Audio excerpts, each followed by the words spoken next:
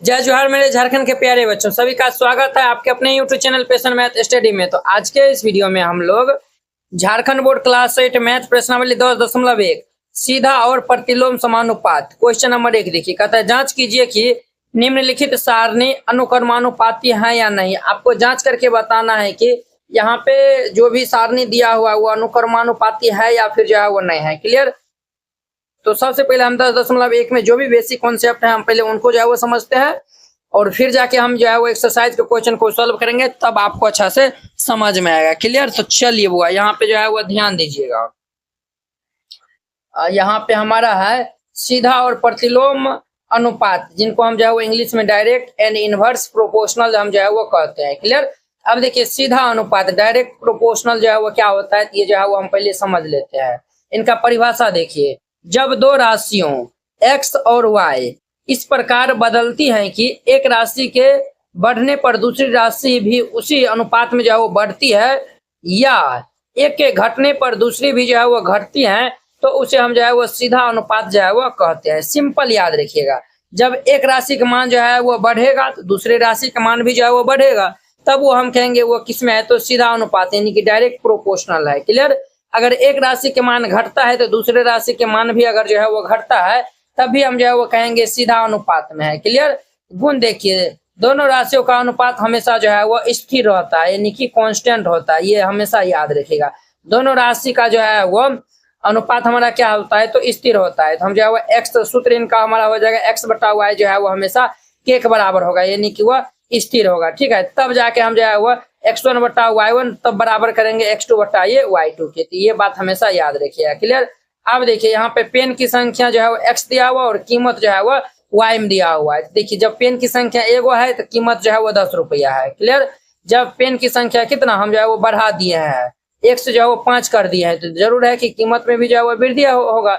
जब कीमत में जब वृद्धि होगा तो हम जो है वो कहेंगे वो हमारा सीधा अनुपात में है। क्लियर। और जब देखिए पेन की संख्या हम जो है वो 10 की है तो इनका कीमत भी जो है वो क्या होगा, बढ़ेगा, 100 रुपया हो जाएगा। अब देखिए हम आपको बोले थे x बटा वाई जो है वो हमेशा के बराबर होगा यानी कि स्थिर राशि आएगा। अब देखिए हम 5 बटा 10 ये तो हम करेंगे तो 1 बटा 10 हो गया। 5 बटा 50 करेंगे तो 5 से काट देंगे तो 10 होगा, ये 5 दाएं के 50, 1 बटा 10 ये हमारा आएगा। फिर यहाँ पे देखिए 10 बटा हम 100 करेंगे तो 10 दाएं के 100, ये भी हमारा क्या आएगा 1 बटा जो है वो यहाँ पे 100 आएगा। तो यहाँ पे जो है वो समझिए पेन की संख्या बढ़ने पर कुल कीमत भी जो है वो उसी अनुपात में बढ़ रही है, तो ये हमारा किसमें है, तो सीधा अनुपात में है। किसमें है, तो सीधा अनुपात में है। क्लियर। अब देखिए ग्राफ की जो है वो मदद से हम जो है वो समझते हैं। यहाँ पे पेन की संख्या दिया हुआ और यहाँ पे कुल कीमत जो है वो इस लाइन में जो है वो दिया हुआ है। देखिए जब 0 रुपया था तो कुछ नहीं था।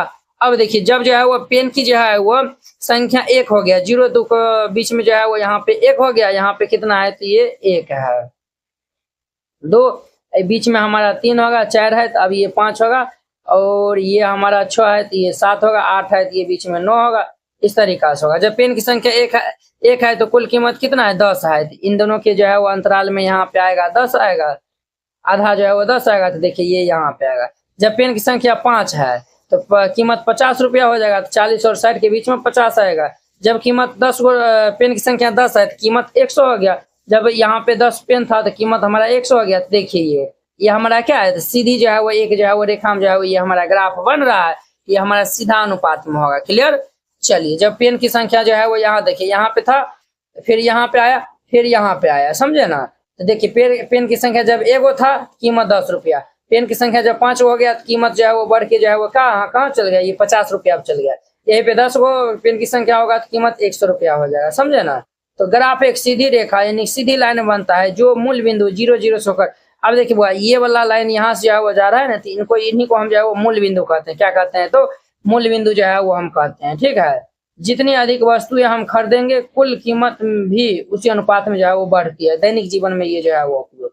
अब देखिए जो है वो हमारा प्रतिलोम अनुपात, जिनको हम इनवर्स प्रोपोर्शनल जो है वो हम कहते हैं। तो ये क्या होता है, तो समझिए।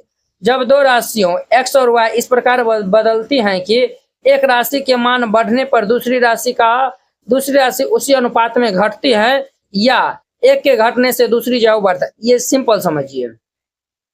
अगर एक राशि का मान बढ़ रहा है तो दूसरे राशि का मान कम ही होगा। ठीक।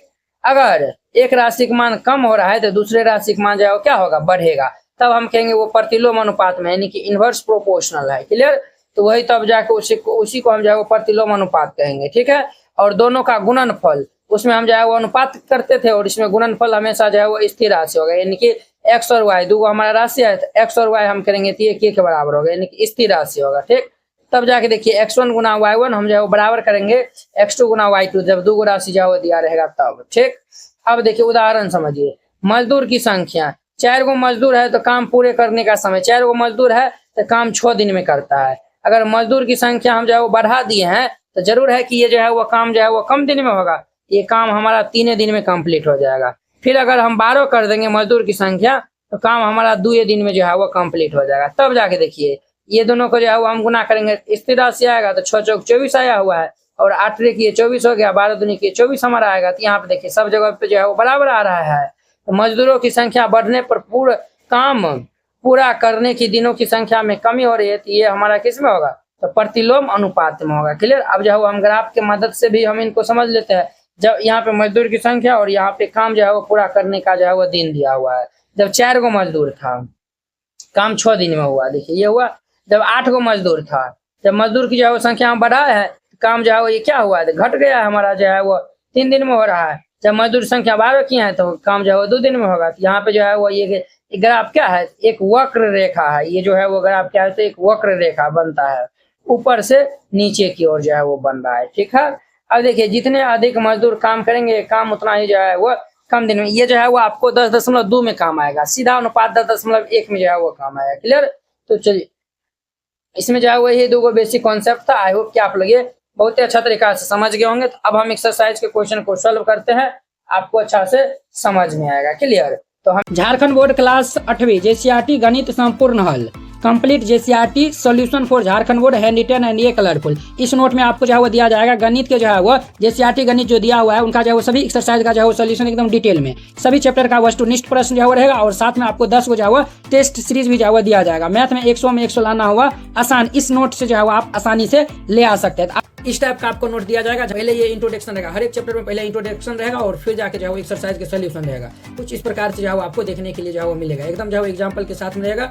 और देखिए इसमें आपको जो है वो देखिए प्रश्नावली 1.1 है, 1.1 का यहाँ पे सॉल्यूशन जो है वो दिया हुआ है एकदम डिटेल में। हर एक जो है चैप्टर में जो है हर एक एक्सरसाइज का ऐसे रहेगा। टोटल जो है 700 पेज का जो है आपको पीडीएफ जो है वो दिया जाएगा। लेकर टोटल 17 चैप्टर है, तो 17 चैप्टर तक यहाँ पे लिखा हुआ है। देखिए अध्याय 1 है, तो ये जो है हमें इसमें जो है देखना है, यहाँ पे जो है क्लिक करिएगा, सभी जो है वीडियो जो है यहाँ पे ओपन हो जाएगा। तो आप जो है एक्सरसाइज जो है 1.1 यहाँ पे दिया हुआ है ना, आप इनको जो है देखकर फिर जाके जो है इनको राइट डाउन कर सकते हैं। इस टाइप का जो है अध्याय 1 है, तो चैप्टर 1 में जो है 50 गो ऑब्जेक्टिव हम जो है दिए हैं आपके जो है एग्जाम के लिए। ऑब्जेक्टिव ही जो है बहुत इंपॉर्टेंट है। इस तरीका जो है ऑब्जेक्टिव आपको जो है 50 हुआ है, इनका जो है आंसर भी जो है दिया हुआ है, इनका भी जो है वीडियो सोल्यूशन है। तो वो जो है आपको कैसे मिलेगा तो वो 1 से 17 तक जो है यहाँ पे दिया हुआ है। तो हमारा पहला जो है वो परमेय संख्या है, इनका ऑब्जेक्टिव क्वेश्चन यहाँ पे लिखा हुआ है। परमेय संख्या पे क्लिक करिएगा तो डायरेक्ट यूट्यूब वीडियो का जो है इस तरीका से लिंक खुल जाएगा। तो आप यहाँ पे पहले ये समझ लीजिएगा, यहाँ पे जो है 50 ऑब्जेक्टिव को जो है समझाया हुआ है और फिर जाके इनको जो है राइट डाउन करिएगा। टेस्ट पेपर जो है कैसा दिखेगा तो देखिए टेस्ट पेपर 1 है, इसमें जो है टोटल 100 जो है वो क्वेश्चन दिया हुआ है। आप इनको जो है प्रैक्टिस कर सकते हैं। यहाँ पे 100 जो है क्वेश्चन दिया हुआ है, देखिए 100 क्वेश्चन है। आपके बोर्ड एग्जाम में भी जो है 100 क्वेश्चन आएगा, यहाँ पे आंसर भी दिया हुआ है। तो आप आसानी से जो है मैथ में 100 जो है ला सकते हैं। ठीक है? नोट को लेने के लिए जो है इस पीडीएफ नोट को जो है लेने के लिए आप इस नंबर पे जो है कॉल या फिर मैसेज कर सकते हैं, आपको पीडीएफ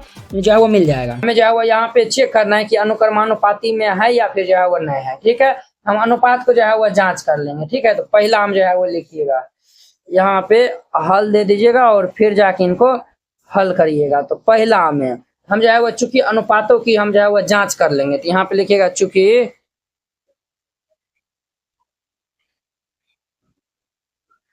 अनुपातों की जांच करने पर, अनुपात को हम जो है वो जांच कर लेंगे। तो बुआ देखिए 2/6 हम जो है वो कर लेंगे, तो 2/6 देखिए इनको हम काट देंगे तो 3 बार में कैंसिल होगा, तो हमारा कितना होगा 1/3। क्लियर? फिर हम ये जो है वो 3/9 है, ये 3/9 दे दीजिए। तो 3 से हम काट देंगे तो ये 3 का 3, 3 3 9, ये हमारा क्या आएगा 1/3 आएगा। फिर देखिए 5/15 हम कर लेंगे, तो 5/15 कर लेंगे तो ये 5 से काट दीजिए, तो 5 तिया की 15 हो जाएगा। तो ये हमारा 1/3 आएगा। फिर 8/24 दिया हुआ है, तो हम 8/24 कर लेंगे, तो 8 × 24 ये हमारा 1/3 आएगा। फिर ये 10/30 है, तो इनको हम जो है वो काट देंगे तो ये हमारा कितना बार में कैंसिल होगा, 10 तिया के 30, ये भी 1/3 आएगा। ठीक, यहाँ पे देखिए सभी अनुपात क्या है, 1/3 1/3 1/3 1/3।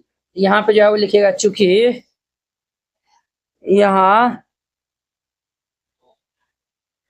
सभी अनुपातों बराबर है। जब सब अनुपात बराबर होगा तब हम उनको कहेंगे कि ये जो है वो किस में है, तो अनुक्रमानुपाती में है। ठीक है, इसीलिए यह अनुक्रमानुपाती में है, अनुपाती में है। क्लियर, और ये इनका आंसर हो जाएगा। कितना सिंपल था, पहला नंबर क्वेश्चन कंप्लीट हो गया। अब देखिए दूसरा नंबर में, तो दूसरा में हम जो है वो चेक कर लेंगे। तो यहाँ पे लिखिएगा, चूंकि चूंकि अनुपातों की जांच करने पर, अनुपातों की जांच करने पर हम यहाँ पे अनुपात को जांच कर लेंगे। 4/8 है, ये 4/8। ठीक, फिर ये 7/14 दिया हुआ है, 7/14। ठीक, फिर ये 18/16 दिया हुआ है, 18/16। फिर ये 10/20, 10/20। फिर कितना है, 11/22 दिया हुआ है, 11/22। अब देखिए बुआ, 4 एकान 4, 4 दूनी के 8, ये हमारा 1/2 आएगा। 7 एकान 7, 7 दूनी के 14, ये भी 1/2 आएगा। और देखिए बुआ, ये 2 से काट दीजिए तो ये हमारा 9 हो जाएगा, और ये 8, तो ये हमारा 9/8 हो जाएगा। 10 दूनी के ये 20, ये भी 1/2। 11 दूनी के ये 22, तो ये भी हमारा कितना आएगा, 1/2 आ जाएगा। तो अब देखिए बुआ, यहाँ पे 1/2 1/2 9/8 1/2 और 1/2, यहाँ पे जो है वो अनुपात बराबर है, तो अनुपात जो है बराबर नहीं है। यहाँ पे लिखिएगा, चूंकि यहाँ सभी अनुपात बराबर नहीं है, सब अनुपात बराबर नहीं है, इसीलिए यह अनुक्रमानुपाती नहीं है, अनुक्रमानुपाती नहीं है, या फिर अनुक्रमानुपाती में नहीं है। यहाँ पे में भी जो है वो लगा सकते हैं, में नहीं है। क्लियर, 2 नंबर क्वेश्चन कंप्लीट हो गया। अब देखिए इनका 3 नंबर, तो 3 नंबर में चूंकि हम यहाँ पे लिख देंगे, अनुपातों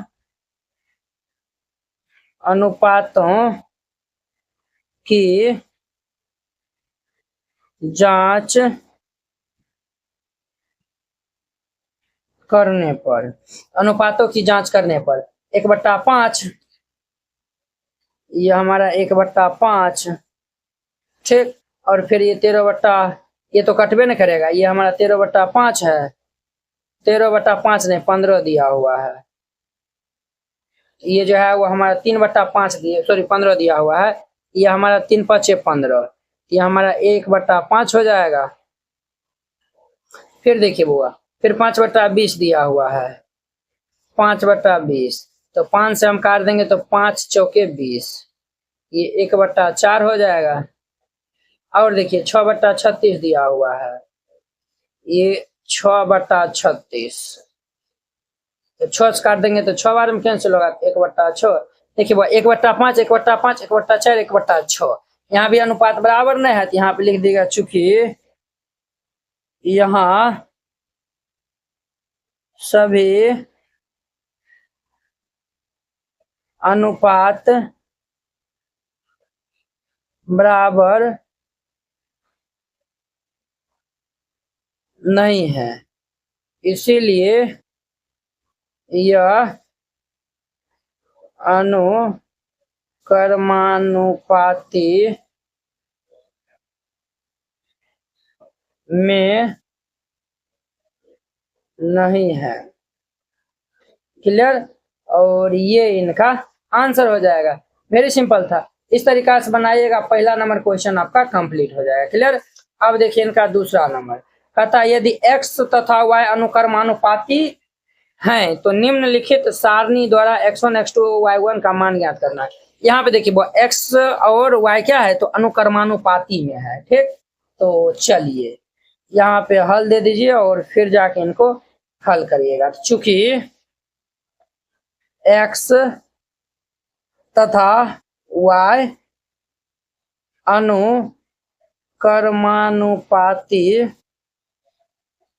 अनुक्रमानुपाती में है। x और y किस में है बोले तो अनुक्रमानुपाती में है। तो जब अनुक्रमानुपाती में है हम जो है वो यहाँ पे ये 3/12, ठीक, ये भी x का मान ये भी y का मान हम बराबर कर सकते हैं। ये भी x का मान दिया हुआ है यानी कि x1 बटा ये 20 का हम जो है वो बराबर कर सकते हैं। अब देखिए इनको हम गुना कर लेंगे तो 3 गुना में 20 इज इक्वल टू ये x1 गुना में ये 12 हो जाएगा। तो हम यहाँ से x1 का मान निकालेंगे तो ये 3 गुना में 20 बटा ये 12 हो जाएगा। तो ध्यान दीजिए 3 चौक 12 4 5 20, तो देयरफॉर ये x1 का मान हमारा कितना आएगा तो 5 आ जाएगा। तो यहाँ पे x1 का मान हमारा 5 आ गया। ठीक, अब देखिए ये हम जो है वो निकाल लिए हैं। अब देखिए पुनः x और y अनुक्रमानुपाती में है तो ये 5/20 ये भी बराबर होंगे। सब जो है वो बराबर होंगे ना। अनुपात अनुक्रमानुपाती में है तो सबका अनुपात बराबर होगा। तो 5/20 को बराबर कर सकते हैं x2 बट्टा में ये 28 के, x2 बट्टा में ये 28 के बिल्कुल बराबर कर सकते हैं। अब हम यहाँ पे क्रॉस गुना कर देंगे तो ये 5 गुना में 28 इज इक्वल टू ये x2 गुना में 20 हो जाएगा। यहाँ से हम x2 का मान निकाल लेंगे तो हमारा क्या आएगा तो 20 गुना में तीसरा रहेगा तो भाग में हो जाएगा। तो 5 गुना में 28 बट्टा में ये 20 हो जाएगा। क्लियर, ये क्या हो जाएगा तो 20 हो जाएगा। अब देखिए बुआ 5 चौके 20 4 7 28, इसीलिए x का मान हमारा यहाँ पे x2 का मान कितना आएगा तो यहाँ पे 7 बचल है, 7 हो जाएगा। तो यहाँ पे 7 हो जाएगा। क्लियर। फिर देखिए पुनः अब देखिए वो 7/28 फिर ये 9/y1 के बराबर हो जाएगा। तो हम यहाँ पे 7/28 को बराबर कर देंगे 9/y1 के। अब यहाँ भी हम क्रॉस मल्टीप्लाई कर लेंगे तो ये 7 गुना में y1 बराबर ये 9 गुना में ये 28 हो जाएगा। यहाँ से हम y1 का मान निकाल लेंगे तो ये 7 गुना में तीसरा रहेगा तो भाग में, तो 9 गुना में 28 बटा में 7 हो जाएगा। तो 7 चौके 28, तो देयरफॉर ये y1 का मान हमारा 9 चौके कितना होगा 36 हो जाएगा। ठीक, ये हमारा 36 हो जाएगा। वेरी सिंपल था। इस तरीका से बनाइएगा। 2 नंबर क्वेश्चन कंप्लीट। अब देखिए 3 नंबर। अब देखिए 3 नंबर कहता है यदि ट्रक 34 लीटर डीजल में 272 किलोमीटर की दूरी तय करती है तो ट्रक 24 लीटर डीजल में कितना दूरी जो है वह तय करेगा। 34 लीटर में 272 किलोमीटर, 24 लीटर में यानी 34 से हम जो घटा के 24 कर दिए हैं तो कितना जो है वो दूरी तय करेगा। तो यहाँ पे हल दे दीजिएगा और फिर जाके इनको हल करेगा। एकदम जो है वो सिंपल वे आपको हम जो है वो बताते हैं, जैसे हम जो बताते हैं उसी तरीका से एग्जाम में भी बनाइएगा। तो यहाँ पे लिखिएगा माना कि x1 इज इक्वल टू ये 34 लीटर, 34 लीटर जो है वो हम x1 इज इक्वल टू मान लिए हैं। y1 इज इक्वल टू मानिएगा ये 272 किलोमीटर, यानी 34 लीटर में 272 किलोमीटर जाता है। हमें जो है वो ट्रक जो है वो 24 लीटर, यानी कि ये हमें x2 का मान दिया हुआ है ये 24 लीटर पेट्रोल में हमें y2 का मान ज्ञात करना है। क्या कितना दूरी जो है वो तय करेगा, कितना जो है वो किलोमीटर दूरी तय करेगा ये आपको बताना है। तो देखिए बुआ हम जो वो 34 से क्या कर दिए हैं 24 कर दिए यानी कि घटा दिए हैं। जब एक राशि का मान घटाए हैं तो दूसरा राशि का मान भी जो है वो क्या होगा ऑटोमेटिक जो है वो घटवे करेगा। जब एक राशि का मान घट रहा है तो दूसरे राशि के मान भी में जो है वो कमी हो, सॉरी एक राशि का मान घट रहा है तो दूसरे राशि के मान में क्या होगा तो बढ़ोतरी होगा, है कि ना है। क्या होगा तो बढ़ोतरी होगा। रे क्या होगा कुछ आप जो बताइए। बढ़ोतरी होगा? नहीं रे बुआ, कम होगा। जब एक राशि का मान कम किया है तो दूसरे राशि का मान भी जो है वो कम होगा ना। कम डीजल दिया है तो कम दूरी जो है वो जाएगा ना। तो यहाँ पे हम जो है वो लिख देंगे चूंकि यहाँ लीटर और जो है वो किलोमीटर यानी कि दूरी अनुक्रम विचलन करता है। चूंकि यहाँ लीटर तथा दूरी यानी कि किलोमीटर अनुक्रम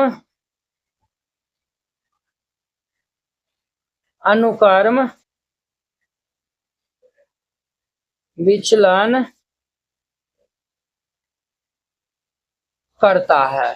तो जब अनुक्रम विचलन करता है हम जो है वो लिख सकते हैं। इसीलिए अनुक्रम विचलन का मतलब ही जो है वो ये हमारा सीधा अनुपात हो गया, समझे ना। सीधा अनुपात या फिर समानुपात बतवा बराबर है, ठीक। तो ये हमारा क्या कर देंगे हम यहाँ पे, तो ये x1 बट्टा ये y1 बराबर कर देंगे हम x2 बट्टा ये y2। सबका मान जो है वो रख दीजिए। x1 का मान हमारा 34 दिया हुआ है, y1 का मान 272 इज इक्वल टू x2 का मान 24 दिया हुआ है, हमें y2 ज्ञात करना है। अब हम यहाँ पे क्रॉस गुना कर देंगे तो ये 34 गुना में ये y2 इज इक्वल टू 24 गुना में ये 272 हो जाएगा। तो हम यहाँ से y2 का मान निकाल लेंगे तो कितना होगा, 24 गुना में 272 बट्टा में ये 34 हो जाएगा। कितना होगा बुआरे, तो 34 हो जाएगा। क्लियर। अब देखिए तो 34 अट्ठे जो है वह 272 होता है। तो 24 को 8 से गुना कर देंगे तो ये y2 बराबर हमारा कितना होगा, 192 किलोमीटर। यही इनका हमारा आंसर हो जाएगा। तो नीचे जो है वो लिख दीजिएगा,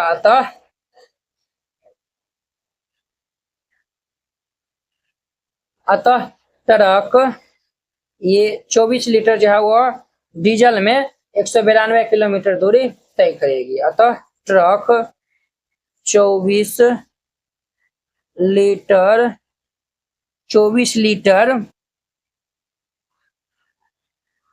डीजल में 192 किलोमीटर दूरी तय करेगी और ये इनका आंसर हो जाएगा। तो वेरी सिंपल था। 3 नंबर क्वेश्चन कंप्लीट। 4 में देखिए, यदि 16 पेंसिल का मूल्य 64 रुपया है तो 144 पेंसिल का 144 रुपया में कितना पेंसिल जो है वो खरीदा जाएगा, ठीक। तो यहाँ भी जो है वो हल दे दीजिएगा और फिर इनको हल करिएगा। तो हम यहाँ पे मान लेते हैं, माना कि x1 इज इक्वल टू ये 16 पेंसिल जो है वो y1 हम दे देते हैं कि 64 रुपया में खरीदता है, ठीक।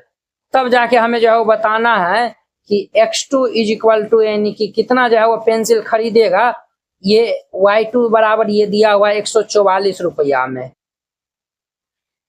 144 रुपया में कितना पेंसिल खरीदेगा। तो रुपया जो है बढ़ा है तो पेंसिल भी जो है हमारा क्या होगा, बढ़ेगा। यहाँ पे जो है वो लिख दीजिएगा, चूंकि यहाँ पेंसिलों की संख्या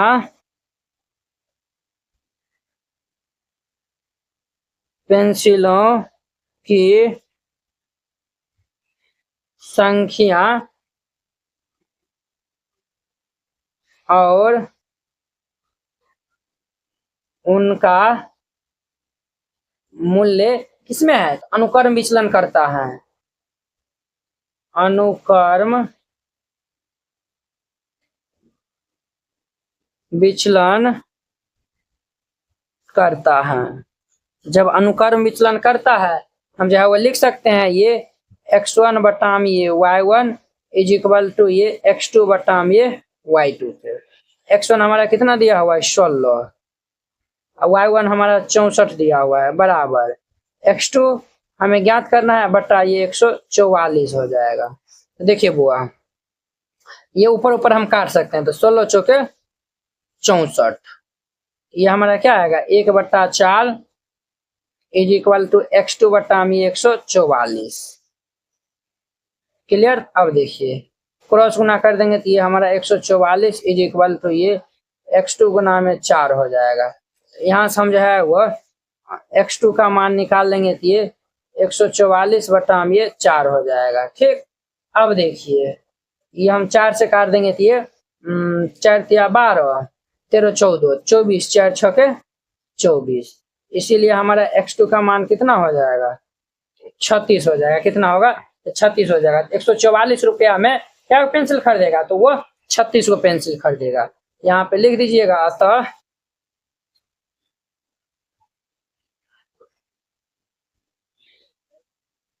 144 रुपया में 36 पेंसिल खरीदे जाएंगे। और ये इनका आंसर हो जाएगा। तो वेरी सिंपल था। क्वेश्चन नंबर 5, यदि 8 केजी चीनी का मूल्य 240 रुपया है तो 330 रुपया में कितना चीनी खरीदा जाएगा। तो वेरी सिंपल क्वेश्चन है। यहाँ पे हल दे दीजिएगा और फिर जाके इनको हल करिएगा। जैसे हम पिछला जो है वो 3 4 5 बना है, 3 4 बना है, उसी तरीके से ये भी बनेगा। हम यहाँ पे मान लेंगे, माना कि x1 इज इक्वल टू ये 8 केजी, 8 केजी चीनी का जो है वो मूल्य y1 इज इक्वल टू हम जो है वो लिखेंगे 240 रुपया है। ठीक, तो हमें यहाँ पे x2 इज इक्वल टू ज्ञात करना है कि कितना केजी जो है वो चीनी खरीदा जाएगा, यानी कि y2 दिया हुआ है 330 रुपया में। ठीक, अब देखिए बुआ, हम यहाँ पे जो है वो लिखेंगे। देखिए बुआ, यहाँ पे रुपया बढ़ाया है तो चीनी भी जो है वो क्या होगा, बढ़े, हमारा जो है वो बढ़ेगा। यहाँ पे लिख देंगे चूंकि यहाँ चीनी की मात्रा और मूल्य अनुक्रम विचलन करता है, अनुक्रम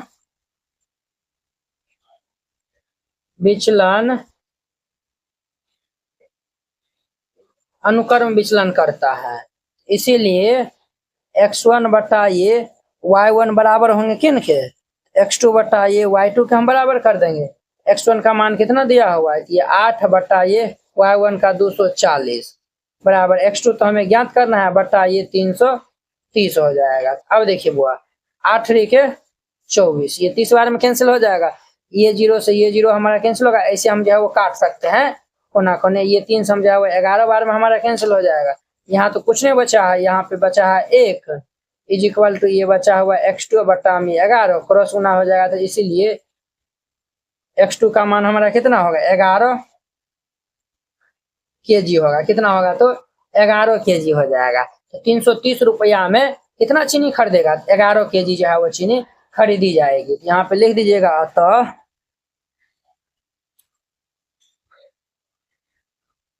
330 रुपया में 11 केजी चीनी खरीदी जाएगी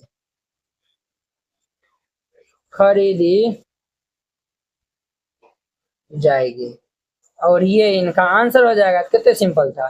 5 नंबर क्वेश्चन कंप्लीट हो गया। अब देखिए 6 नंबर, एक कार की औसत चाल जो है वो 40 किलोमीटर प्रति घंटा, यानी कि 1 घंटा में 40 किलोमीटर जो है वो जाता है। तो कार 1 घंटा 15 मिनट में कितना दूरी जो है वो तय करेगा। ठीक है, यहाँ पे जो है वो हल दे दीजिएगा और फिर इनको हल करिएगा।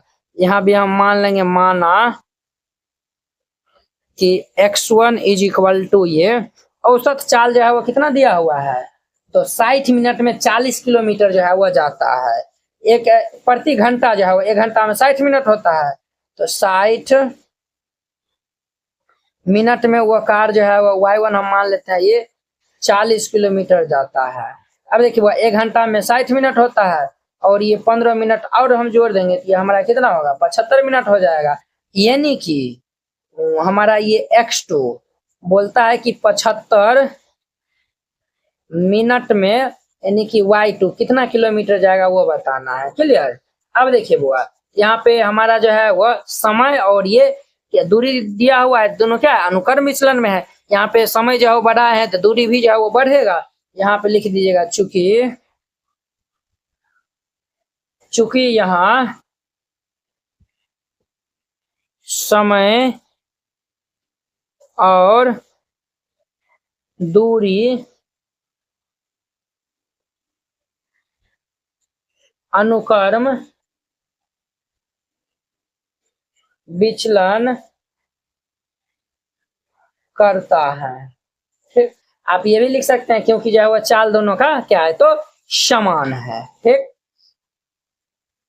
इसीलिए x1 बाई ये y1 बराबर होंगे ये x2 बटा ये y2 के। क्लियर, x1 कितना दिया हुआ है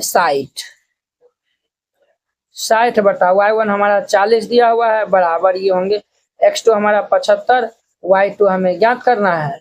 अब हम क्रॉस गुना कर लेंगे तो ये हमारा क्या हो जाएगा 60 गुना में y2 इज इक्वल टू 75 गुना में ये 40 हो जाएगा। ये हमारा y2 इज इक्वल टू ये 75 गुना में 40 बटा ये 60 कर देंगे। तो ये लड्डू से ये लड्डू हमारा कैंसिल हो जाएगा, 2 से काट देंगे तो ये 3 बार में कैंसिल होगा, ये 2 बार में होगा, 3 से काट देंगे तो 25 या 75।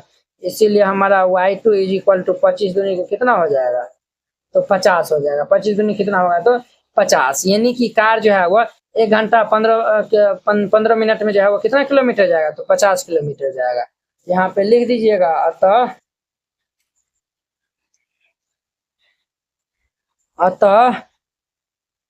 कार 1 घंटा 15 मिनट में 50 किलोमीटर दूरी तय करेगी। और ये इनका आंसर हो जाएगा। वेरी सिंपल था। आई होप कि आप लोग ये 5 6 जाओ समझ गए। अब देखिए इनका 7 नंबर। 7 नंबर देखिए, सीता आधा घंटा में 250 शब्द टाइप करती है तो 500 शब्दों को टाइप करने में उसे कितना समय लगेगा वो बताना है। ये भी वेरी सिंपल है। यहाँ पे हल दे दीजिए और फिर इनको हल करिएगा। तो हम जो है वो मान लेते हैं, माना कि ये 30 मिनट में 250 शब्द जो है वो आधा घंटा मतलब 30 मिनट हो गया। हम जो है वो मान लेते हैं कि x1 इज इक्वल टू ये 30 मिनट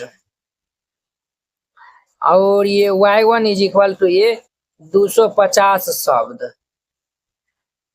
30 मिनट में 250 शब्द जो है वो टाइप करता है।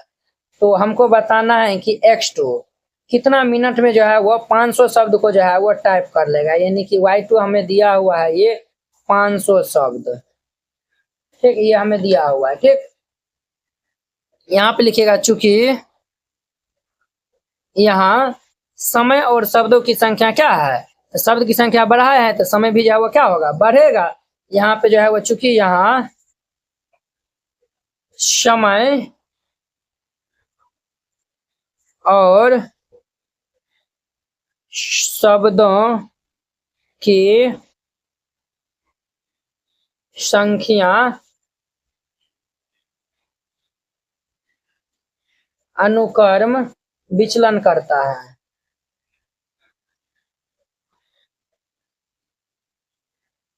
अनुक्रम विचलन करता है। ठीक, इसीलिए ये x1 बटाम ये y1 बराबर हो जाएंगे ये x2 बटाम ये y2 के। हम बराबर कर देंगे।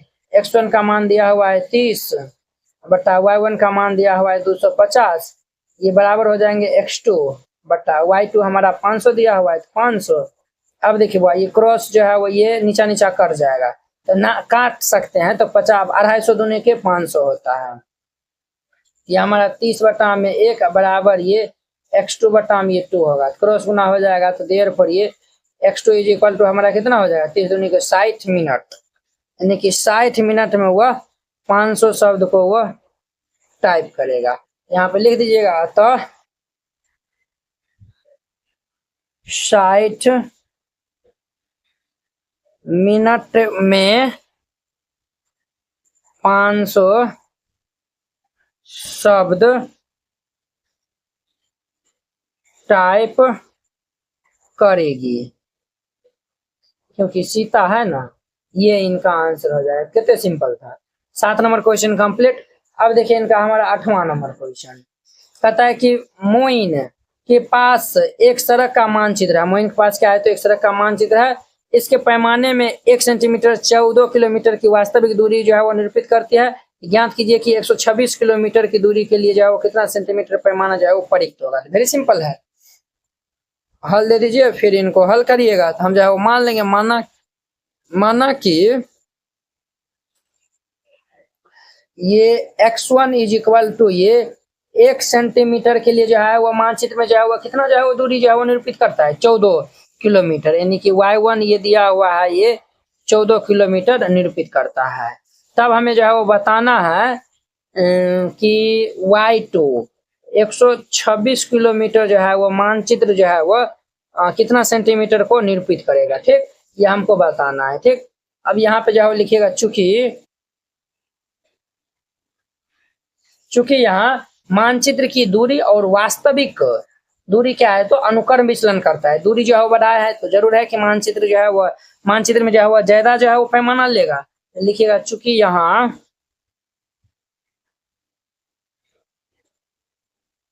मानचित्र की दूरी और वास्तविक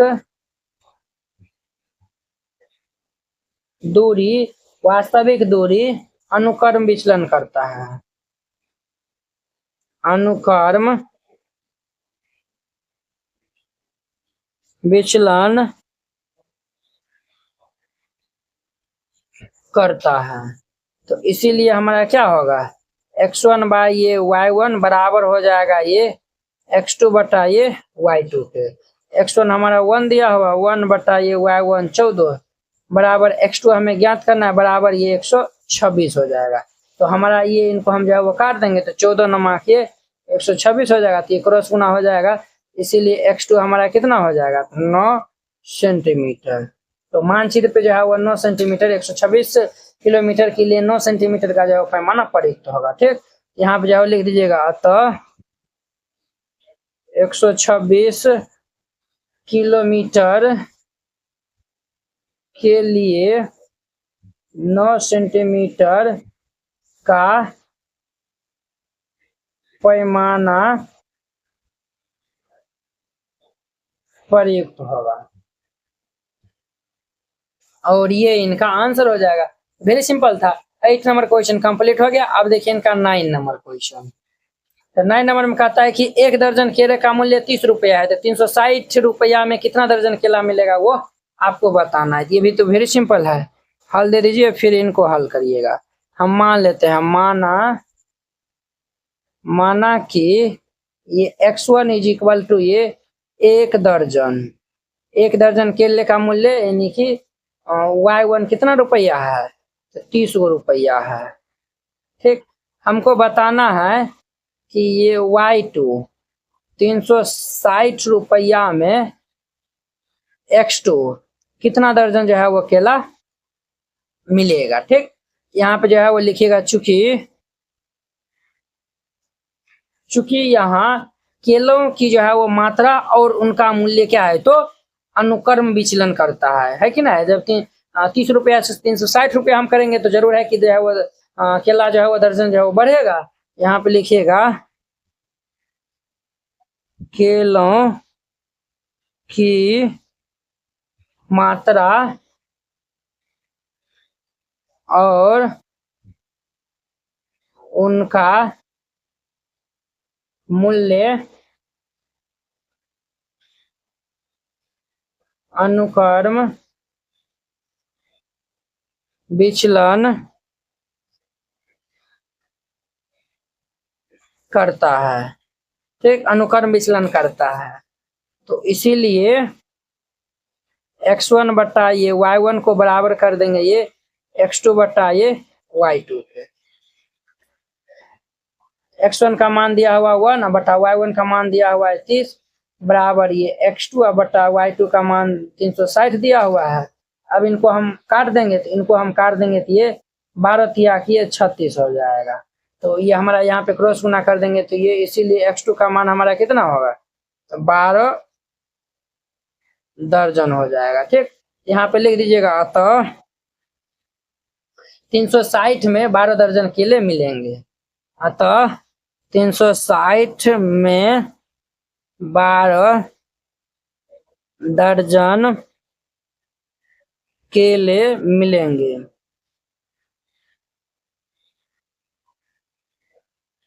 और ये इनका आंसर हो जाएगा। तो वेरी सिंपल था। 9 नंबर क्वेश्चन कंप्लीट। 10 नंबर में देखिए, एक नल 420 बोतल पानी जो है वो 4 घंटा में भरती है, तो 6 घंटा में जो है वो कितना पानी जो है वो भरेगा। तो ये भी जो है वो सिंपल है। यहाँ पे हल दे दीजिएगा और फिर जाके इनको हल करिएगा। हम जो है वो मान लेते हैं, माना कि ये x1 इज इक्वल टू ये 4 घंटे में y1 कितना बोतल भरती है, तो 420 बोतल। ठीक, हमको जो है वो ये x2 इज इक्वल टू, आप इनको भी x1 मान सकते हैं, इनको y1। ठीक, कोई दिक्कत नहीं होगा। x2 यानी कि 6 घंटे में कितना बोतल जो है वो भरेगा पानी, वो आपको बताना है। ठीक, यहाँ पे देखिए वो समय और बोतल की संख्या क्या है, समय जब बढ़ा है तो बोतल की संख्या भी जो है वो क्या होगा, बढ़ेगा। यहाँ पे लिखिएगा चूंकि यहाँ समय और बोतलों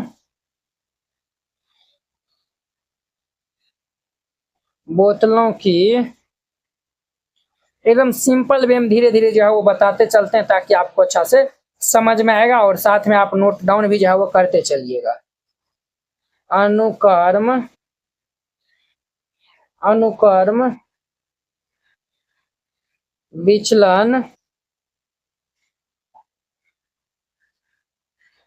विचलन करता है, इसीलिए ये x1 बटा में y1 बराबर हो जाएंगे ये x2 बटा में ये y2 के। x1 हमारा कितना है, 4 है, ये 4 बटा में y1 हमारा 420 दिया हुआ है, 420 इज इक्वल टू x2 6 बटा में ये y2 हो जाएगा। क्लियर। अब हम यहाँ पे क्रॉस मल्टीप्लाई कर लेंगे तो हमारा 4 गुना में y2 बराबर ये 6 गुना में 420। यहाँ से हम y2 का मान निकाल लेंगे, 4 गुना में इधर आएगा तो भाग में, तो 6 गुना में 420 बट्टा में ये 4 हो जाएगा। क्लियर। अब देखिए 4 से काटिए तो 4 1 4 0 4 5 20, तो देयरफॉर ये y2 का मान हमारा कितना होगा, तो 105 को 6 से हम गुना कर लेंगे तो ये हमारा 630 हो जाएगा। समझे कितना होगा, 630। 6 घंटा में जो है वो 630 बोतल जो है वो भरेगा। ठीक, यहाँ पे जो है वो लिख दीजिएगा, अतः 6 घंटे में 630 बोतल पानी भरे जाएंगे।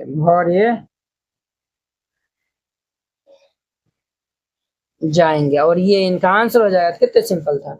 इस प्रकार से हमारा 10.1 प्रश्नावली जो है वो खत्म हो गया। आई होप कि आप लोग ये बहुत अच्छा तरीका से ये प्रश्नावली जो है वो समझ गए होंगे। 10.2 सीधा और प्रतिलोम समानुपात क्वेश्चन नंबर 1। निम्न सारणी में दबाव तथा आयतन के आंकड़े दिए गए हैं। यहाँ पे दबाव और आयतन का आंकड़ा दिया हुआ है। दबाव और आयतन एक दूसरे के क्या है, तो व्युत्क्रमानुपाती होते हैं। तो दिए गए सारणी को रिक्त स्थान में जो है वो भरने के लिए, तो देखिए वो आपको हम जो है वो बताए थे, ये सीधा और प्रतिलोम अनुपात, जिनको इंग्लिश में डायरेक्ट यानी इनवर्स प्रोपोर्शनल हम जो है वो कहते हैं। तो ये जो है वो हम पहला जो है वो ये 10.1 में जो है वो यूज हुआ था। अब देखिए प्रतिलोम अनुपात ये जो है वो 10.2 में यूज होगा। तो हम जो है वो इसमें जो है वो 10.1 में भी बता चुके हैं, फिर भी जो है वो आप देख लीजिए एक बार। प्रतिलोम अनुपात, जिनको इनवर्स प्रोपोर्शनल हम जो है वो कहते हैं, जब दो राशि x और y इस प्रकार बदलती हैं कि एक राशि के बढ़ने पर दूसरी राशि उसी अनुपात में घटती है। जब एक राशि बढ़ेगा तो दूसरा राशि जो है वह क्या होगा, तो उसी अनुपात में घटेगा, या फिर एक को घटने पर दूसरी जो है वो बढ़ेगा, एक जो है वो घटेगा तो दूसरा जो है वो बढ़ेगा, तो वही हमारा प्रतिलोम अनुपात, उन्हीं को हम जो है वो कहते हैं। और दोनों राशियों का गुणनफल हमेशा स्थिर यानी कि कांस्टेंट रहता है। देखिए जब एक राशि का मान बढ़ेगा तो दूसरा राशि का मान अगर जो है वो घटेगा तो तब हम उनको कहेंगे क्या है, तो ये दोनों राशि जो है वो क्या है, तो व्युत्क्रमानुपाती है या फिर जो है वो प्रतिलोम अनुपात है। क्लियर। अगर एक राशि जो है वो घटता है, दूसरा राशि जो है वो बढ़ता है, इस केस में भी हम जो है वो कहेंगे वो हमारा प्रतिलोम अनुपात में है। तब ये दोनों राशि हमारा एक्स और वाई हम जो माने हैं, तो ये एक्स इंटू वाई करेंगे तो हमारा क्या आएगा, नीचे स्थिर हमारा जो है वो राशि होगा। ठीक है, हमेशा स्थिर रहता है, कांस्टेंट हमारा जो है वह रहेगा। और ये x1 इंटू वाई वन बराबर ये x2 इंटू वाई टू हमारा होगा। ठीक। अब जैसे देखिए यहाँ पे उदाहरण जो है वो दिया हुआ है, मजदूर की संख्या और काम पूरा करने का समय दिन जो है वो दिया हुआ है। तो मजदूर की संख्या x और ये काम पूरा करने का समय ये y दिया हुआ है। देखिए वो 4 गो मजदूर जो है वो कोई काम को 6 दिन में पूरा करता है। अगर वहीं पे 8 गो मजदूर आ जाएगा तो काम कितना दिन में होगा, 3 दिन में होगा। 12 गो मजदूर हम जो है वो रखेंगे तो काम 2 दिन में हो जाएगा। तो 4 गुना 6 करेंगे तो देखिए 24 आया हुआ है, तो ये भी हमारा क्या है, कांस्टेंट है। और ये 3 को 8 से गुना करेंगे तो ये 8 एक 24, ये भी 24 हमारा क्या है, तो स्थिर, ये जो है वो हमारा स्थिर है, यानी कि ये कांस्टेंट है। ये 12 को 2 से गुना करेंगे तो 24 आएगा, तो ये भी क्या है, तो कांस्टेंट है। क्लियर। अब देखिए मजदूर की संख्या ग्राफ में जाओ समझिए, मजदूर की संख्या और ये काम पूरा करने का जो है वह समय जो है वो यहाँ पे दिया हुआ है। अब देखिए बुआ, जब 4 गो मजदूर था तो मजदूर की संख्या 4 गो था तो काम जो है वो 6 दिन में पूरा होता है। जब यहाँ पर मजदूर की संख्या बढ़ा दिए हैं, हम 8 कर दिए हैं तो काम 3 दिन में होगा। जब 12 करेंगे तो ये काम 2 दिन में होगा। तो देखिए ये ग्राफ हमारा जो है वो क्या है, ये जो है वो घटते क्रम में हमारा जो है वो, ये देखिए जब जो है वो मजदूर की जो है वो संख्या हम जो है वो कम लिए थे तो जो है वो काम ज्यादा दिन में हो रहा था। ये मजदूर की जो है वो संख्या बढ़ा है तो ये जो है वो काम पूरा करने का जो है वो समय घट गया है। क्लियर। ये ग्राफ हमारा क्या है, तो कर्व जो है वो वक्र, ये ग्राफ जो है वो एक वक्र रेखा यानी कि कर्व्ड लाइन जो है वो बनेगा। ठीक, ऊपर से नीचे की ओर। क्लियर। तो यही जो है वो बेसिक इंट्रोडक्शन था, तो ये जो है वो आप समझ गए होंगे। अब देखिए एक्सरसाइज के क्वेश्चन को हम सॉल्व करते हैं तो आपको अच्छा से समझ में आएगा। तो देखिए यहाँ पे दबाव और आयतन एक दूसरे के आए तो व्युत्क्रमानुपाती है, तब हमें जो है वो ये x1 y1 और ये x2 y2 का मान याद करना है। तो वेरी सिंपल क्वेश्चन है, यहाँ पे हल दे दीजिएगा और फिर इनको हल करिएगा। यहाँ पे लिख दीजिएगा चूंकि दबाव तथा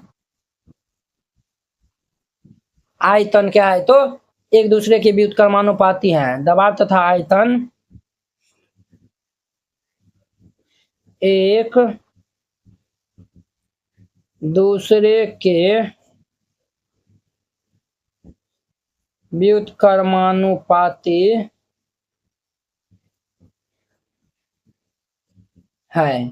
जब एक दूसरे के व्युत्क्रमानुपाती होगा तो हम यहाँ पे लिख सकते हैं चूंकि ये 50 गुना 50 गुना में 12 ये हमारा बराबर हो जाएगा ये 60 गुना में ये y1 के। मान चलिए ये x1 ये y1, तो x1 y1 बराबर हमारा हो जाएगा x2 y2 के बराबर हो जाएगा। जैसे हम यहाँ पे जो है वो किया ना, x1 y1 जो है वो बराबर हमारा x2 y2 के हम जो है बराबर लिख सकते हैं। अब देखिए 12 पंच कितना होगा 60, 600 इज इक्वल टू ये हमारा 60 गुना में y1। हम यहाँ से y1 का मान निकालेंगे तो कितना होगा 600 बटा में ये 60 हो जाएगा। तो ये हमारा कितना बार में कैंसिल होगा, तो 10 बार में कैंसिल हो जाएगा। तो इसीलिए y1 का मान हमारा कितना हो जाएगा 10, y1 का मान हमारा कितना होगा, तो 10 हो जाएगा। क्लियर। यहाँ पे 10 दे दीजिए। अब देखिए बुआ पुनः फिर जाके 60 गुना 10, 60 गुना 10 बराबर हम कर देंगे ये x1 गुना में ये 8 के। ठीक। अब देखिए 60 को 10 से गुना कर लेंगे तो ये हमारा कितना होगा 600 इज इक्वल टू ये x1 गुना में 8। यहाँ से हम x1 का मान निकालेंगे तो ये 600 बटा में 8 हो जाएगा। इनको हम काट देंगे तो ये 75 बार में कैंसिल होगा। इसीलिए हमारा x1 का मान कितना आएगा 75, ये इनका आंसर हो जाएगा। क्लियर। ये हो गया। फिर देखिए लिखेगा पुनः, ये 75 आया हुआ है, 75 दे दीजिए। फिर ये 75 को हम 8 से गुना कर देंगे तो ये हमारा चूंकि 75 गुना में 8 ये बराबर हम कर देंगे 100 गुना में y2, 100 गुना में ये y2 पे। अब देखिए 75 को 8 से हम गुना कर लेंगे तो हमारा कितना हो जाएगा, तो 8 5 40 के 0 हासिल 4 8 6 18 7 56 57 58 60, ये हमारा 600 हो जाएगा बराबर ये 100 इंटू ये y2। यहाँ से हम y2 का मान निकाल लेंगे तो ये 600 बटा में ये 100 100 6 600, इसीलिए हमारा y2 का मान कितना हो जाएगा 6 हो जाएगा। y2 का मान हमारा कितना होगा तो 6, और ये इनका आंसर हो जाएगा। क्लियर। अब देखिए यहाँ पे लिखिए पुनः, पुनः अब देखिए y2 का मान 6 आया हुआ है, तो अब ये 100 गुना में 6, 100 गुना में 6 ये बराबर हमारा हो जाएगा x2 गुना में ये 4 के। तो 100 को 6 से गुना कर देंगे तो ये हमारा कितना होगा 600 बराबर ये x2 गुना में 4। यहाँ से हम x2 का मान निकाल लेंगे तो ये 600 बटा में ये 4, तो 15 चौके 60 150 हो जाएगा। इसीलिए x2 का मान हमारा कितना होगा 150 हो जाएगा। हमारा कितना होगा 150, 150 दे दीजिए। तो आपको हम बोले थे x इंटू वाई हमारा क्या आएगा स्थिर राशि, इनको भी गुना करेंगे 600, इनको भी गुना करेंगे 600, इनको भी गुना करेंगे 600, इनको भी गुना करेंगे 600, इनको भी गुना करेंगे तो ये 600 आएगा। क्लियर। पहला नंबर क्वेश्चन हमारा कंप्लीट हो गया। अब देखिए इनका हमारा दूसरा नंबर, तो निम्न सारणी में वृक्ष की लंबाई x तथा उसकी छाया की लंबाई y में जो है वो व्युत्क्रमानुपाती का संबंध है, तो रिक्त स्थान की जो है वो पूरा करना है। ठीक, तो चलिए हम इनको जो है वो हल कर लेते हैं। हल दे दीजिएगा फिर इनको हल करिएगा। यहाँ पे जो लिखिएगा चूंकि वृक्ष की लंबाई तथा छाया की लंबाई में व्युत्क्रमानुपाती का संबंध है।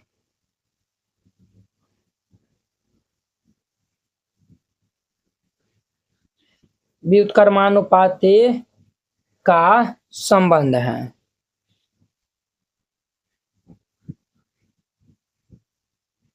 व्युत्क्रमानुपाती का संबंध होगा तो हम यहाँ पे लिख सकते हैं चूंकि ये 40 गुना में ये y1 बराबर हम कर देंगे ये 20 गुना में ये 15 के। तो देखिए बुआ ये हमारा कितना हो जाएगा 40 गुना में y1 इज इक्वल टू 15 दूनी के 30, 300 हो जाएगा। तो हम यहाँ से y1 का मान निकाल लेंगे तो ये कितना होगा 300 बटा ये 40। ठीक, तो ये 0 से ये 0 हमारा कैंसिल, ये 2 बार में कैंसिल, ये 15 बार में कैंसिल, यानी कि 15 बटा 2।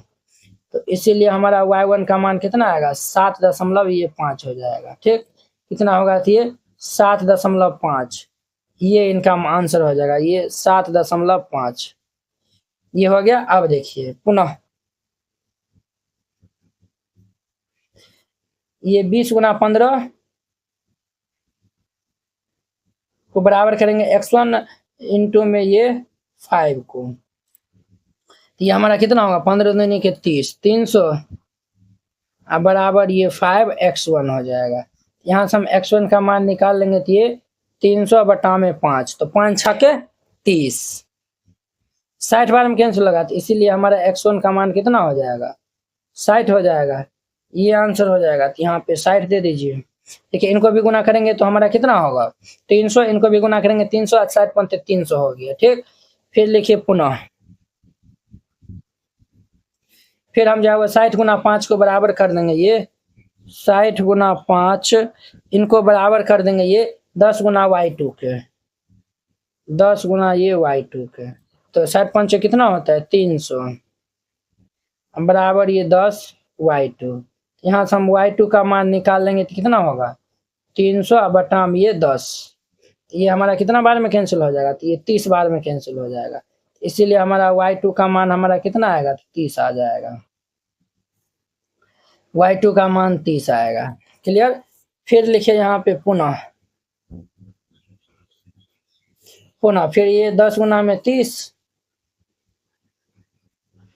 इनको बराबर कर देंगे ये x2 गुना में 40 के, x2 गुना में 40 के, तो इनको हम गुना कर लेंगे तो 10 दाएं कि ये 300 इज इक्वल टू ये 40 x2 हो जाएगा। यहाँ से हम x2 का मान निकालेंगे तो ये 300 बट्टा में ये 40, तो 300 बट्टा में 40 हमारा कितना होगा, ये जीरो कैंसिल, 2 बार में, ये 15 बार में, तो ये हमारा 15 बट्टा में 2 हो जाएगा।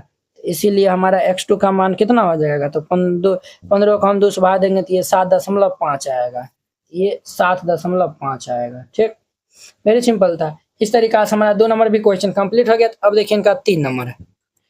अब देखिए 3 नंबर कहता है एक कार 40 किलोमीटर प्रति घंटा की चाल से एक निश्चित दूरी तय करने में 3 घंटा जो है वो समय लगाती है। यदि कार की चाल 60 किलोमीटर प्रति घंटा हो जाती है तो उसी दूरी को तय करने में जो है वो कितना समय लगेगा। एक निश्चित दूरी जो है वो तय करता है 3 घंटा में। तो यहाँ पे हल दे दीजिएगा, फिर इनको हल करिएगा। हम मान लेंगे, माना कि ये x1 इज इक्वल टू ये कार 40 किलोमीटर अगर प्रति घंटा जो है वो चलता है तो ये y1 कितना घंटा में पहुंच जाता है, तो ये 3 घंटा में। क्लियर। और देखिए वो अब देखिए ये x2, अगर यदि कार जो है वो 60 किलोमीटर प्रति घंटा जो है वो अगर चलेगा तो ये y2 उसी जो है वो दूरी को जो है वो तय करने में कितना जो है वो घंटा लगेगा वो आपको बताना है। क्लियर। यहाँ पे लिखिएगा बुआ, देखिए हम जो है वो दूरी जो है वो बढ़ाए हैं, तो जब दूरी जो है वो हम क्या किए हैं, तो 40 से हम जो है 40 से 60 कर दिए हैं, यानी कि स्पीड जो है वो हम बढ़ा दिए हैं। कार का जो है वो स्पीड बढ़ा दिया। जब स्पीड बढ़ा देंगे तो समय जो है वो कम लगेगा। एक राशि का मान बढ़ रहा है तो दूसरे राशि का मान जो है वो क्या हो रहा है, तो घट रहा है। जब एक राशि का मान बढ़ेगा दूसरे राशि का मान घटेगा तो हम जो है वो कह सकते हैं ये किसमें है, तो प्रतिलोम समानुपात में है। किसमें है, तो प्रतिलोम समानुपात में है, या फिर जो है वो व्युत्क्रम विचलन जो है वो करता है। क्लियर। यहाँ पे लिख दीजिएगा, चूंकि यहाँ चाल और समय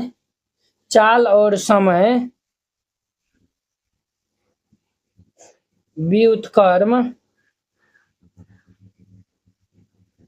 विचलन करता है। चाल और समय क्या करता है, तो व्युत्क्रम विचलन करता है। तो जब व्युत्क्रम विचलन करेगा तो हम यहाँ से लिख सकते हैं, इसीलिए x1 गुना में ये y1 बराबर ये x2 गुना में ये y2, ये हम लिख सकते हैं। बिल्कुल हम जो है वो इस तरीका से हम इनको जो है वो लिख सकते हैं। अब देखिए बुआ, तो x1 हमारा कितना दिया हुआ है 40, y1 दिया हुआ है 3 बराबर x2 दिया हुआ है 60, हमें y2 चाहिए। तो हम यहाँ से y2 जो है वो निकालेंगे तो 60 गुना में, इधर आएगा तो भाग में हो जाएगा, 40 गुना में 3 बटा में ये 60 हो जाएगा। अब देखिए बुआ, ये लड्डू से ये लड्डू कैंसिल, 3 दूनी के ये 6, 2 से काट देंगे तो 2 बार में कैंसिल। तो इसीलिए हमारा y2 का मान हमारा कितना होगा, तो 2 घंटा आएगा। कितना आएगा बुआ रे, तो y2 का मान हमारा 2 घंटा आएगा। कितना आएगा यहाँ पे, तो 2 घंटा आएगा। कार जो है वह अगर जो है वो यहाँ पे हमको जो है वो उसी दूरी को जो है वो तय करने में कितना जो है वो समय लगेगा, तो 2 घंटा जो है वो लगेगा। हम यहाँ पे लिख देंगे, अतः दूरी तय करने में 2 घंटा समय लगेगा। ठीक, और ये इनका आंसर हो जाएगा। कितने सिंपल था। 4 नंबर में देखिए, एक बैलगाड़ी 12 किलोमीटर प्रति घंटा की चाल से चलकर एक निश्चित दूरी जो है वो 45 मिनट में पूरा करता है, तो 20 मिनट में जो है वो उसी दूरी को जो है वह किस चाल से जो है वो चलेगा तो वह पूरा करेगा। ठीक है, तो चलिए हम इनको हल कर लेते हैं। यहाँ पे हल दे दीजिएगा और फिर जाके इनको हल करिएगा। तो सबसे पहले हम मान लेंगे, माना कि x1 इज इक्वल टू ये 12 किलोमीटर प्रति घंटा की चाल से चलता है, तो y1 ये 45 मिनट में ये दूरी क्या कर लेता है, पूरा कर लेता है। ठीक, अब देखिए बुआ, यहाँ पे y2 दिया हुआ है, अगर 20 मिनट में वह दूरी अगर पूरा करेगा, समझ जाओ घटाए हैं, तो जरूर है कि ये हमारा जो है वो उसी दूरी को जो है वो पूरा करने में जो है वो किस चाल से जो है वो उनको चलना होगा। क्या होगा, तो चलना होगा। जब जो है वो समय यहाँ पे घटा है तो कहीं ना कहीं यहाँ पे अगर हम जो है वो समय घटा है तो उनको जो है वो स्पीड जो है वो चलना होगा, है कि ना है। ये जो है वो हमारा अभी 12 किलोमीटर जो है वो जाता है प्रति घंटा, किलोमीटर जो है वो चलता है तो 45 मिनट लगता है। जब 20 मिनट में पहुंचेगा तो कहीं ना कहीं और जो है वो तेज में जो है वो बढ़ेगा। यहाँ पे लिख दीजिएगा चूंकि यहाँ चाल और समय व्युत्क्रम विचलन करता है। चाल और समय क्या करता है तो व्युत्क्रम विचलन करता है। तो इसीलिए x1 गुना में y1 बराबर ये x2 गुना में ये y2 हो जाएगा। x1 हमारा कितना दिया हुआ है 12 गुना में y1 45 बराबर ये x2 गुना में y2 20 दिया हुआ है। तो यहाँ से हम x2 का मान निकालेंगे तो क्या हो जाएगा 12 गुना में 45 बट्टा में ये 20 हो जाएगा। ठीक, अब देखिए बुआ, तो 4 से काटी तो 4 5 20, 4 तियाक 12 और ये 5 काट दीजिए तो 5 एकान 5 और 5 नमा 45, तो 9 तिया हमारा कितना हो जाएगा।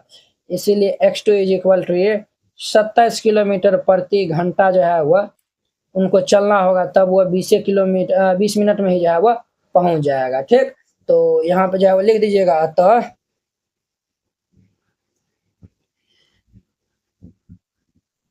20 मिनट में दूरी तय करने के लिए 27 किलोमीटर प्रति घंटा होनी चाहिए।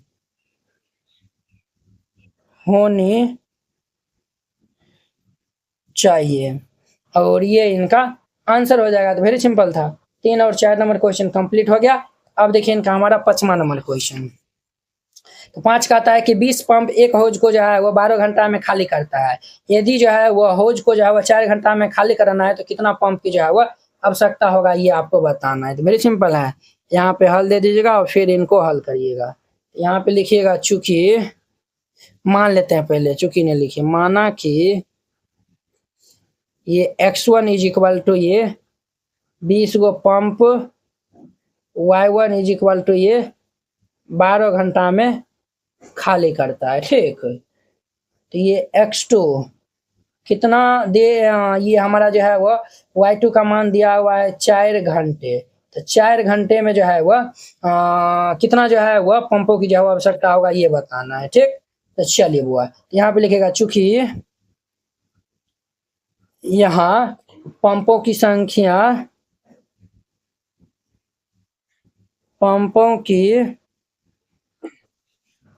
संख्या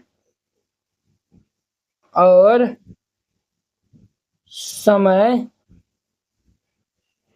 व्युत्क्रम विचलन करता है। आपके सर आप कैसे समझ गए कि व्युत्क्रम विचलन करता है। देखिए बुआ, समय जो है वो हम घाटा है, कहीं ना कहीं पंप जो है वो अधिक जो है वो हमें चाहिए, तो इसीलिए जो है वो ये हमारा व्युत्क्रम विचलन करेगा। इसीलिए ये x1 गुना में y1 बराबर ये x2 गुना में ये y2 के बराबर होगा। x1 हमारा 20 दिया हुआ है, तो 20 गुना में y1 12 दिया हुआ है बराबर ये x2 गुना में y2 4 दिया हुआ है। यहाँ से हम x2 का मान निकालेंगे तो ये 20 गुना में 12 बट्टा ये 4 हो जाएगा। तो 4 तिया 12, इसीलिए हमारा x2 का मान कितना होगा 20 तिया कि 60 पंप होगा। कितना होगा तो ये 60 पंप हो जाएगा। कितना होगा तो अरे 60 पंप हो जाएगा। तो यहाँ पे लिख दीजिएगा अतः 60 पंपों की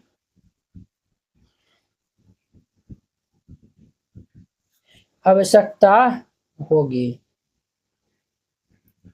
और ये इनका आंसर हो जाएगा। तो वेरी सिंपल था। 5 नंबर क्वेश्चन कंप्लीट। 6 नंबर में देखिए, 150 व्यक्ति एक भवन का निर्माण 45 दिन में करते हैं। उसी भवन को जो है वो 18 दिन में बनाने के लिए कितना व्यक्ति की आवश्यकता होगा। तो ये भी वेरी सिंपल है। यहाँ पे हल दे दीजिए, फिर इनको हल करिएगा। हम पहले मान लेते हैं, माना ये x1 इज इक्वल टू ये 150 व्यक्ति 150 व्यक्ति जो है वो भवन निर्माण करता है ये 45 दिन में। ठीक, अब देखिए उसी भवन को जो है वह जब 18 दिन में पूरा करेगा तो कितना व्यक्ति की जो है वो जरूरी होगा, यानी x2 हमें बताना है। जब जो है वो दिन जो है वो हमारा 45 से 18 के दिन जो है वो कमा दिए हैं तो व्यक्ति जो है वो बढ़ेगा। यहाँ पे जो है वो लिख देंगे चूंकि यहाँ व्यक्तियों की संख्या और दिनों की संख्या व्युत्क्रम विचलन करता है। यहाँ व्यक्तियों की संख्या और दिनों की संख्या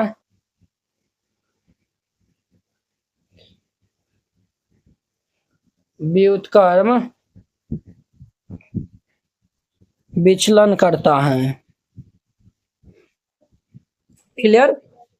हम यहाँ पे लिखेंगे इसीलिए ये x1 गुनाम ये y1 बराबर ये कर देंगे ये x2 गुनाम ये y2। तो x1 हमारा कितना है 150 दिया हुआ है, ये 150 गुना में y1 हमारा 45 है, 45 बराबर x2 हमें फाइंड आउट करना है गुना y2 18 दिया हुआ है। तो हम यहाँ से x2 का मान निकालेंगे तो क्या होगा 150 गुना में 45 बट्टा ये 18 हो जाएगा। ठीक, तो अब देखिए बुआ इनको जो है वो काट कुट कर दीजिए।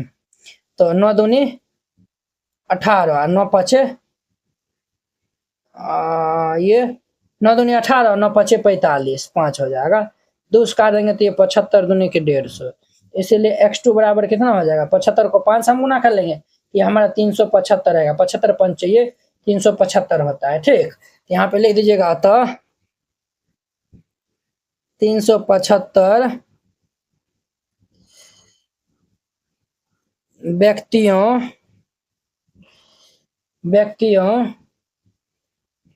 की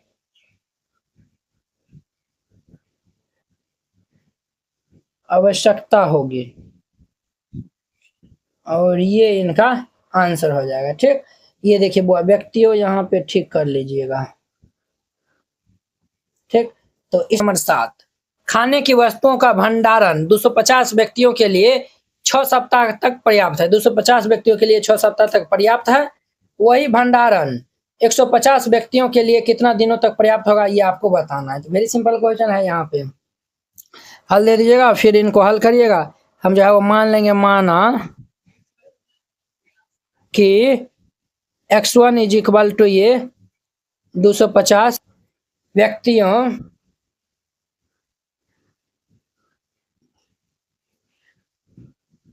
y1 इज इक्वल टू ये 6 सप्ताह 250 व्यक्तियों का जो है वो 6 सप्ताह तक जो है वो भोजन पर्याप्त है। ठीक, अब देखिए x2 इज इक्वल टू 150 अगर व्यक्ति जो है वो वही भोजन को जो है वो ग्रहण करेगा तो वो जो है वो कितना सप्ताह जो है वो चलेगा। व्यक्ति की जो है वो संख्या घटा है तो y2 हमारा जो है वह सप्ताह जो है वो बढ़ जाएगा कहीं न कहीं। यहाँ पे लिख दीजिएगा व्यक्तियों की संख्या और भोजन चलने का समय व्युत्क्रम जो है वो विचलन करता है। क्यों? क्योंकि व्यक्ति की संख्या कम किया है तो सप्ताह जो है बढ़ेगा। लिखिएगा चूंकि यहाँ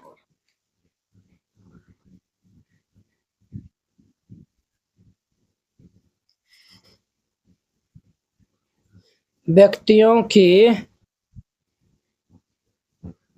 संख्या और भोजन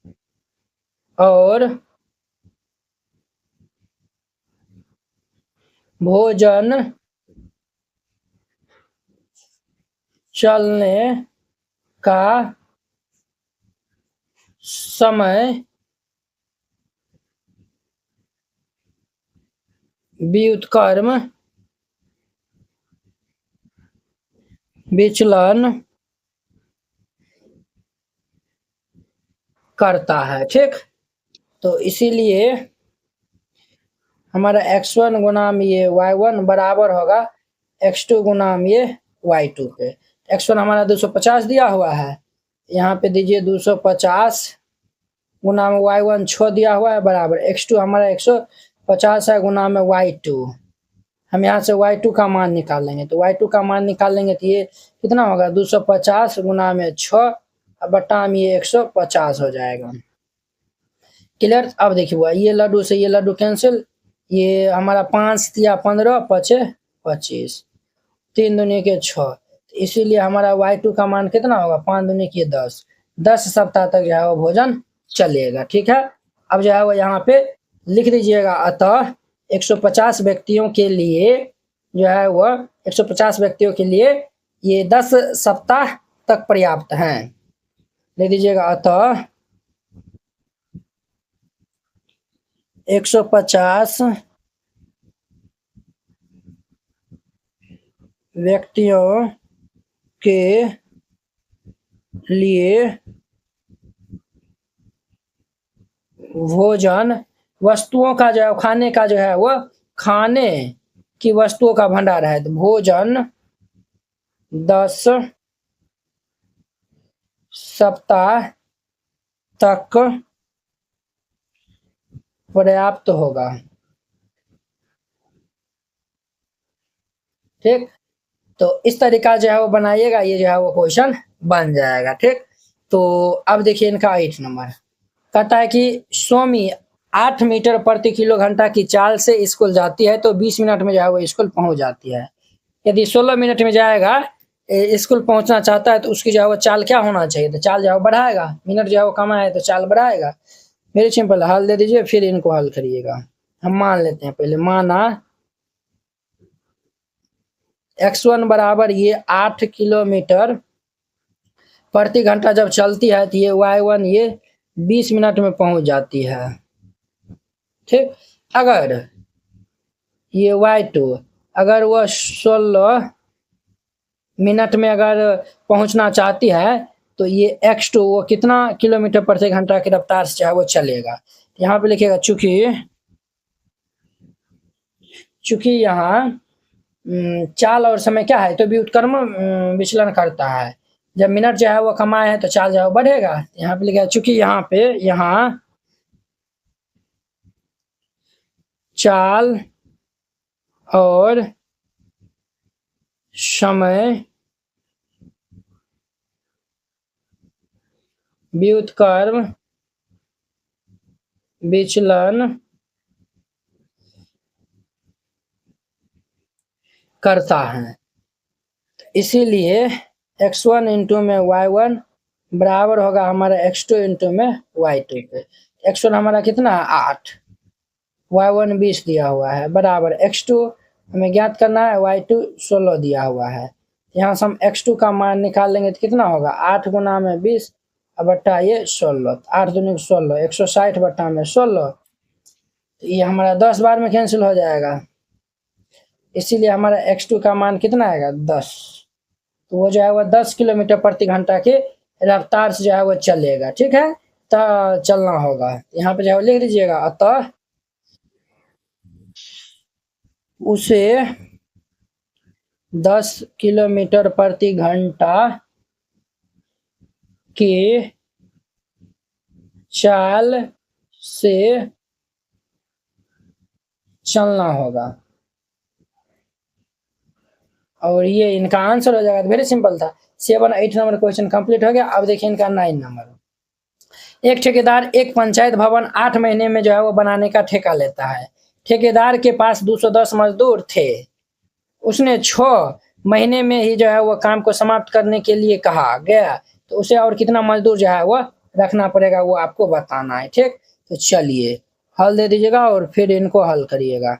हम सबसे पहले मान लेंगे, यहाँ पे लिखिएगा माना ये x1 इज इक्वल टू ये 210 मजदूर है।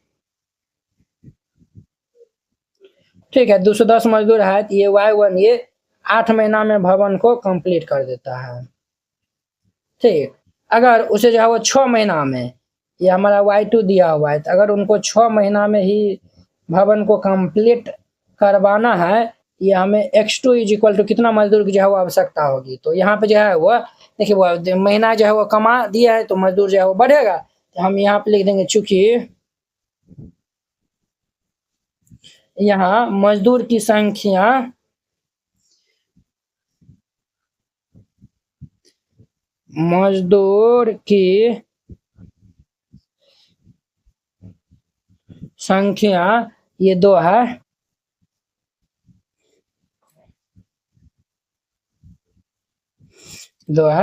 मजदूर की संख्या और समय यानी कि महीने किसमें है, तो व्युत्क्रम विचलन करता है, व्युत्क्रम विचलन करता है। ठीक, तो हम जो है वो इसीलिए x1 गुना में y1 बराबर हम कर लेंगे ये x2 गुना में ये y2 के। x1 हमारा 210 दिया हुआ है, तो ये 210 गुना में y1 8 दिया हुआ है, बराबर ये x2 गुना में y2 6 दिया हुआ है। तो यहाँ से हम x2 का मान निकाल लेंगे तो कितना होगा, 210 गुना में 8 बटाम ये 6 हो जाएगा। ठीक, तो 210 को 8 से गुना करेंगे तो ये 1680 बटाम ये 6, तो ये हमारा 6 बार में कट जाएगा, 280 होगा यहाँ पे। इसीलिए हमारा x2 बराबर कितना होगा, 280। उनको जो है वो 280 मजदूर को जो है वो आवश्यकता होगी, कितना होगा, तो ठेकेदार को जो है वो 280 आया हुआ है ना, तो टोटल जो है वो मजदूर उनके पास 210 पहले से था, तो और उसे जो है वो मजदूर काम करने पर रखने होंगे। तो 210 में से 280 में से 210 घटा देंगे तो हमारा 70 आएगा। तो यहाँ पे हमारा लिख दीजिएगा, अतः ठेकेदार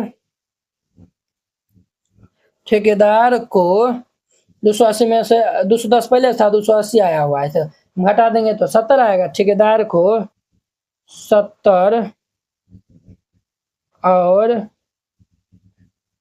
मजदूर काम पर रखने होंगे।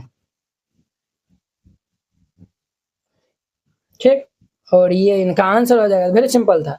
अब देखिए इनका 10 नंबर, 45 व्यक्ति किसी काम को 13 दिन में करता है, तो उसी काम को 39 व्यक्ति कितना दिन में जो है वो समाप्त करेगा, तो वेरी सिंपल है। यहाँ पे हल दे दीजिए, फिर इनको हल करिएगा। तो पहले मान लेंगे, माना x1 इज इक्वल टू ये 45 गो व्यक्ति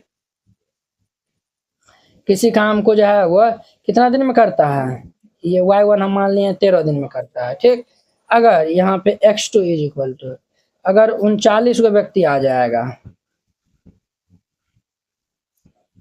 तब काम को जो है वो y2 कितना दिन में समाप्त करेगा। यहाँ पे देखिए, चूंकि व्यक्ति की जो है वो संख्या, व्यक्ति जो है वो कम किया है तो दिन जो है वो बढ़ेगा। यहाँ पे लिखेगा, चूंकि यहाँ